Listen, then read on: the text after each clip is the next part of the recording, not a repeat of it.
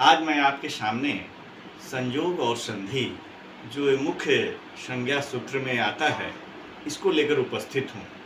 आप देखेंगे ये बहुत ही प्रश्न जो है मूल्यवान प्रश्न है। बराबर लोग कन्फ्यूजन में रहते हैं कि यह संधि हुई है कि संयोग हुआ है, तो यह भी जान जाएंगे। और ये सारे संधि प्रकरण के लिए उपयोगी हैं, लेकिन इस संधि और संयोग में अंतर भी उस क्रम में मैं बताऊंगा। पहले मैं संयोग क्या है, संयोग कहते किसको। तो इसके लिए मैंने एक सूत्र लिखा है यहाँ पर, हलो अनंतरा संयोगः। अब इसकी व्याख्या मैंने की है कि अजभिर अव्यवहिता हलः संयोग संज्ञा स्युः। यहाँ देख रहे हैं कि कहता है हलो, ये हल है, और अनंतरा है, अनंतरा अंतरा कहता है। अंतरा माने होता है बीच में, अंतरा माने होता है बीच में। आप पढ़े होंगे अंतरा अंतरेण। तो अंतरा तो कहा कि जहां हलों के बीच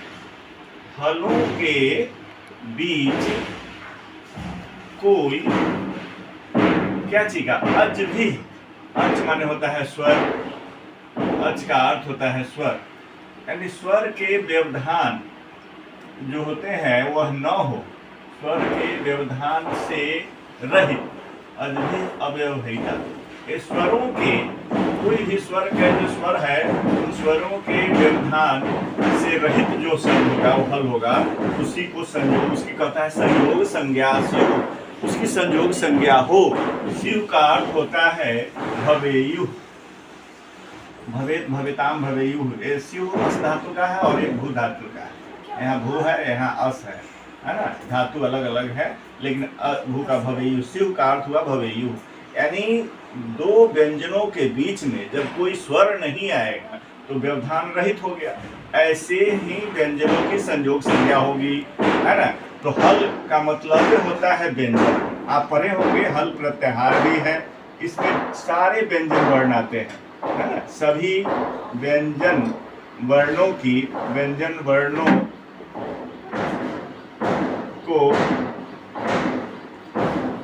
हल के अंतर्गत रखा गया है।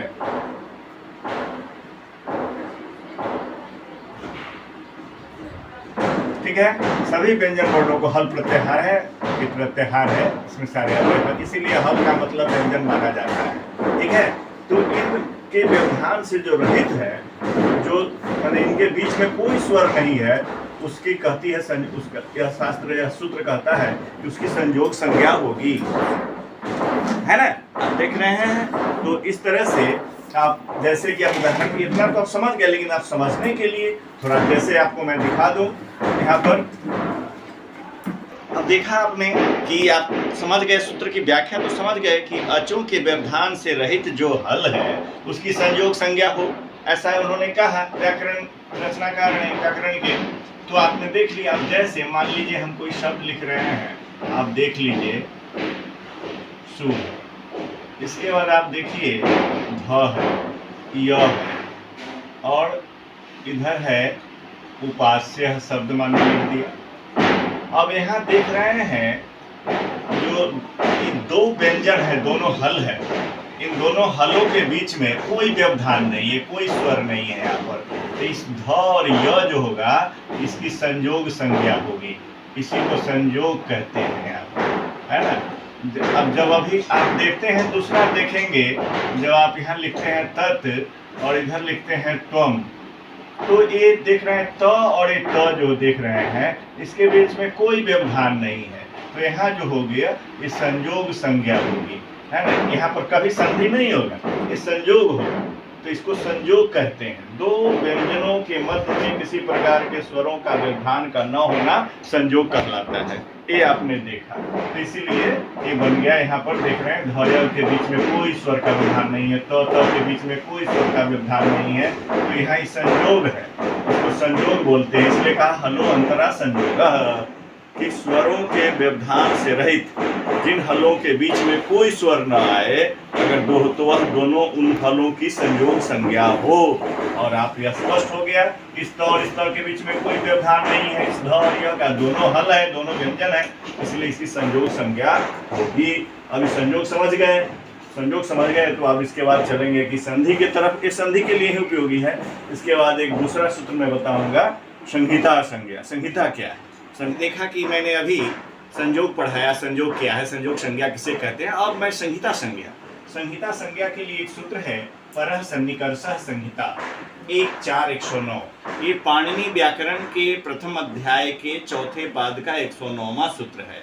एक 8 अध्यायों में विभक्त है, तो प्रथम अध्याय, और प्रत्येक अध्याय में 4 पाद हैं, इसलिए चौथे पाद का, और 109वां संख्या, सूत्र संख्या 109 है, वहाँ पर ये उपलब्ध है। अब इसकी व्याख्या मैंने की, वर्णानाम अतिशयितः सन्निधि, वर्णों की अत्यंत समीपता को संहिता कहते हैं। संहिता संज्ञः स्यात्। वर्णानाम मैंने तोड़ दिया पढ़ने के लिए और सुविधाजनक, वर्णानाम अतिशयितः सन्निधि संहिता संज्ञः स्यात्। वर्णों की जो अत्यंत समीपता है उसकी संहिता संज्ञा हो। अब अत्यंत समीपता क्या है, इसको थोड़ा सा उदाहरण के द्वारा ही बताया जा सकता है। तो ये तो हम समझ गए कि वर्णों की अत्यंत समीपता को संहिता संज्ञा कहते हैं, लेकिन इसको बताने के लिए तो आपको उदाहरण देना पड़ेगा। तो देखिए, जब अब इसको उदाहरण हम दे रहे हैं, आप ध्यान से देखेंगे। मैं लिख रहा हूँ, एक शब्द है जो आपके सामने मैं लिख रहा हूँ, ऐसा शब्द मैं यहाँ लिखा। अब यहाँ पर कहाँ पर संहिता है, इसकी सन्निधि है, जो पता कैसे चलेगा? तो वर्णों को तोड़िए, तो आप तोड़ेंगे तो ऐसा पता चलेगा, स प्लस उ प्लस ध प्लस य प्लस उ प्लस प प्लस आ प्लस स प्लस य। ऐसे मैंने कर लिया। अब देख रहे हैं कड़ी कड़ी सभी वर्णों को मैंने अलग कर दिया है ना। अब देख रहे हैं, देखिए कहाँ पर इसमें संहिता है। तो आप देख रहे हैं कि ये दो जो यहाँ है, शुद्ध्युपास्य, सुधि, यहाँ पर सुधि होगा, इसको तोड़ेंगे तो सुधि हो जाएगा नहीं। तो ये ई का यह हो गया है, यहाँ पर ई, ये ई है, और इसको सुधि जो रूपास्य, शुद्धि उपास्य, सुधि जो रूपास्य, सुधि पास्य होता है। तो सुधि शब्द जो है,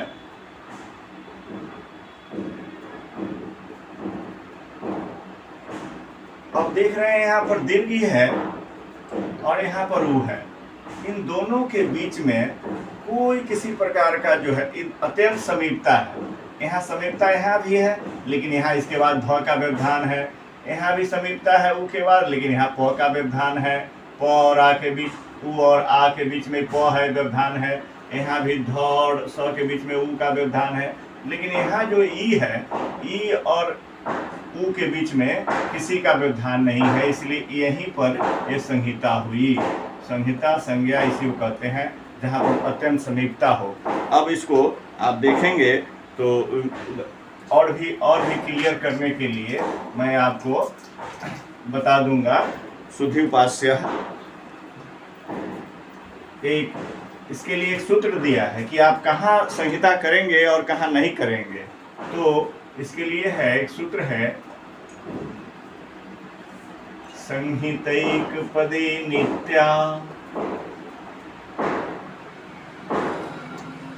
एक पद में संहिता नित्य होती है, यानी होनी ही होती है संहिता। एक संहितैक पदे नित्या, नित्या धातु सर्गयो।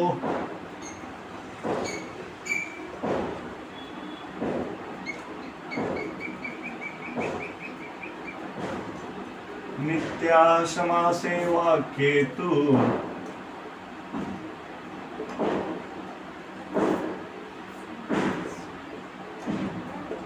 सा विवक्षाम अपेक्षते। कहता है वाक्ये तु विवक्षाम अपेक्षते।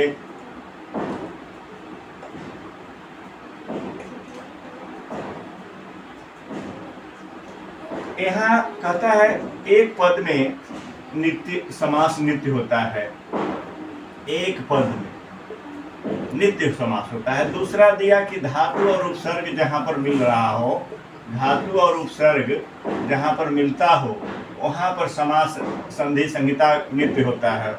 और तीसरा दिया कि समास में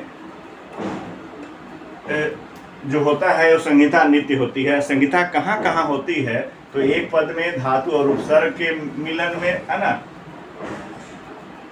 मेल में, और फिर दिया समास में, यहाँ पर इन 3 जगह। और वाक्य तु विवक्षाम अपेक्षते, और वाक्य में क्या होता है, वाक्य में ये विवक्षा की बात है। विवक्षा का मतलब है वक्ता की इच्छा, ये वक्ता की इच्छा पर निर्भर है ना, इसी को विवक्षा कहते हैं। वक्तुम इच्छा, जो बोल रहा है वो वक्तुम इच्छा विवक्षा कहलाती है। तो वक्तुम इच्छा विवक्षा हो गई। तो वाक्य में जो होता है वह वक्ता करना चाहे तो कर सकता है और नहीं करना चाहे तो नहीं कर सकता है, इसीलिए यहाँ संहिता होती है। ये मैंने एक सूत्र श्लोक के माध्यम से बता दिया कि संहितैक पदे नित्या नित्या धातु उपसर्गयो नित्या समासे वाक्ये तु सा विवक्षाम अपेक्षते, है ना। आपने देखा कि अभी मैंने संयोग और संहिता, इन 2 जो प्रकरण है इस पर मैंने अपना प्रकाश डाला कि संहिता संज्ञा क्या है और संयोग संज्ञा क्या है। तो मैंने बता दिया कि हलो अनंतरा संयोग और परः सन्निकर्ष संहिता, जहाँ वर्णों की अतिशय सन्निधि हो, अच्छे समीपता हो, उसको संहिता कहते हैं। और 2 वर्णों के 2 व्यंजनों के बीच, हलों के बीच जब किसी प्रकार का व्यवधान नहीं हो अचों का, तो वह संयोग कहलाता है, हलो अनंतरा संयोग। जैसे आपने यहाँ देखा, फिर मैं यहाँ दिखा रहा हूँ कि देखिए तत् जो त्वम, यहाँ संयोग है, यहाँ त और त के बीच में किसी प्रकार का व्यवधान नहीं है, 2 व्यंजन 2 हलों के बीच में। यहाँ पर जो देख रहे हैं आप संयोग है, इसलिए बनता जो है ऐसे बन जाता है तत्त्वम, है ना। और यहाँ भी देख रहे हैं आप 2 व्यंजनों के बीच कोई व्यवधान नहीं है, तो यहाँ जो ऐसा बनता है उत्तीर्ण है। यहाँ भी देख रहे हैं अभी संयोग है। ठीक इसी प्रकार से यहाँ आप देख रहे हैं संहिता है कि यहाँ पर कई, यहाँ भी ह्रस्व उ है, यहाँ ध का व्यवधान है, यहाँ भी उ है और यहाँ भी आ है, तो यहाँ प का व्यवधान है। लेकिन यहाँ पर किसी प्रकार का ये अत्यंत समीपता है ई और उ के बीच में, तो इसलिए यहीं पर इसकी संहिता संज्ञा होती है। इसका संधि में भी प्रयोग आता है। फिर यहाँ पर, यहाँ देख रहे हैं, यहाँ पर आपको संहिता की संज्ञा होती है, अत्यंत समीपता है, वहाँ पर कोई 2 वर्णों के बीच में किसी प्रकार का जो है व्यवधान नहीं है, तो इसकी संहिता संज्ञा हुई, इसकी संयोग संज्ञा हुई।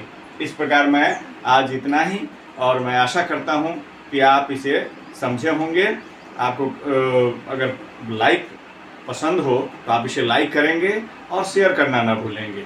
आगे के एपिसोड में पुनः मैं पद संज्ञा क्या है इस पर प्रकाश डालूंगा।